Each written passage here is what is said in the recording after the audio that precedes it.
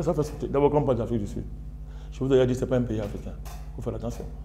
Les populations africaines, c'est leur territoire. Mais sur le plan politique, on leur a arraché. Et les Ramaphosa et les autres n'ont pas encore remis n'ont pas encore récupéré l'Afrique du Sud. D'abord, ce n'est même pas leur projet. Donc l'Afrique du Sud aujourd'hui, c'est encore un territoire sous occupation. Sous occupation, donc c'est encore plus grave là-bas. Donc quand on parle anglais, ou je ne sais pas quoi là-bas, ou on parle la langue des anges là-bas, ça ne change rien. Au fait, c'était un pays encore, c'était un pays occupé. C'est un pays qu'on a arraché à ses propriétaires. Et tous les Africains sont concernés. Il n'y aura pas de paix en Afrique si on laisse l'Afrique du Sud dans l'état où il est, dans les mains des impérialistes et des esclavagistes. Si les Blancs veulent rester en Afrique du Sud, ils doivent le faire aux conditions de la majorité nord-africaine. Ce n'est pas négociable. Hein? Ce n'est pas négociable. Ils disent qu'ils ne veulent pas, ils disent qu'ils sont chez eux. Bon, d'accord, on peut jouer à Mandela. On dit que d'accord, ok, vous êtes chez vous. Mais vous nous remettez les terres et vous restez ici à nos conditions parce que nous connaissons les conditions historiques qui ont prévalu pour que vous vous installiez ici. Et elles sont inacceptables. Mais je vous dis qu'on parle n'importe quelle langue étrangère là-bas, ça ne change rien à la situation. Vous remontez tous les pays anglophones, c'est la même chose. Le Ghana, toutes ces choses-là, le Kenya, tous ces pays qu'on vantait au nom de la prétendue particularité spécifique de la civilisation, du modèle colonial anglais, ça fait rire. Nous sommes même pas gosses.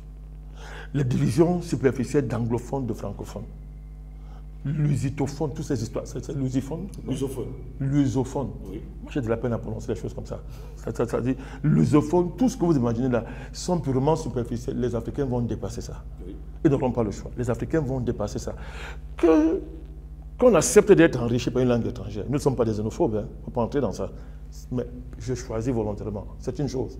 Mais quand même m'imposer une langue étrangère sur le prix, en niant mes valeurs, ma culture, mon patrimoine, c'est inacceptable.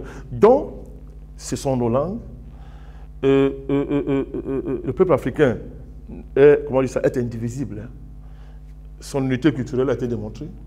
Son unité historique est démontrée, son unité civilisationnelle est démontrée aussi. C'est établi. C'est établi, ne serait-ce que par le fait qu'il est le berceau de l'humanité. Donc, ces choses-là sont établies. Ce sont des idées fortes. Ce sont des paradigmes puissants que les manœuvres de division, si elles ont continué à avoir des effets, ne pourront pas venir à bout. C'est ça qu'il faut dire. C'est ça qu'il ne faut pas parier. Il faut continuer à diffuser l'idéal panafricaniste, c'est-à-dire cet idéal de réappropriation, n'est-ce pas, de notre patrimoine historique, oui, et de l'unité, mais surtout pour dynamiser la capacité à lutter. C'est ça. Ce n'est pas pour se vanter et dire qu'on a été les premiers. Non, ce n'est pas ça qu'il s'agit. Il s'agit de s'en servir comme moyen de vitalisation de la lutte, pour être trop fort sur le combat, sur le terrain de la lutte, pour, comment dire ça, reprendre le leadership, n'est-ce pas, de l'humanité en termes de valeurs d'éléments africains. Ça veut dire la fraternité des peuples, ça veut dire la pacification des relations internationales et la construction d'un espace international où les peuples se retrouvent dans l'égalité. Ça, il n'y a que les Africains qui peuvent savoir faire ça. Et ça, c'est en puisant sur nos valeurs, sur notre notre héritage. Donc, la fiction des pays anglophones avancés, ça fait sourire. Vous savez, ça remplace notre fiction. Vous vous souvenez, il y a quelques années, on nous vantait le caractère très avancé des pays d'Afrique de l'Ouest. Vous avez oublié? Énormément. Oh, ils sont très unis, l'intégration régionale là-bas, sur le régional est très avancée. On a vu qu'ils n'ont jamais été intégrés à la faveur de la crise malienne. Mais nous, on le disait longtemps avant, que ce n'est pas ça le modèle. L'intégration régionale, c'est l'impérialisme. Le panafricanisme version Union africaine, ce n'est pas le panafricanisme. Rien à voir. Rien à voir. Donc l'unité africaine doit se construire sur une matrice, n'est-ce pas, qui réconcilie l'histoire de l'Afrique avec la responsabilité des Africains à préserver, à sauvegarder l'humain. Parce qu'il est né en Afrique. C'est tout l'enjeu de ces manifestations. C'est ça la profondeur historique de ces manifestations. Lors du dernier congrès, le 6e congrès panafricaniste que nous avons organisé, des thèmes extraordinaires ont été abordés. Le professeur Beleka a enseigné sur, il a animé un thème, planète, village négro-africain. Planète Terre, village négro-africain. Mais c'est fort ça. C'est fort. De dire que, et commencer à penser la planète comme étant, nous sommes en droit de revendiquer la planète comme notre village. C'est notre village. Les Africains qui sont répandus dans le monde. En Asie, ils sont près de 600 millions.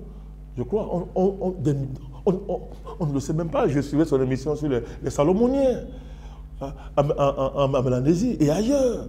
Les Africains sont partout. Vous imaginez la puissance géopolitique consistant à fédérer tout ça? Mais on ne peut le faire que sur la base de la réactualisation du patrimoine originel africain qui permet que tous ces peuples africains dispersés se retrouvent autour de la matrice. Notre histoire. C'est ça l'enjeu, c'est ça la profondeur historique des mouvements qu'on appelle vulgairement mouvement anti-français.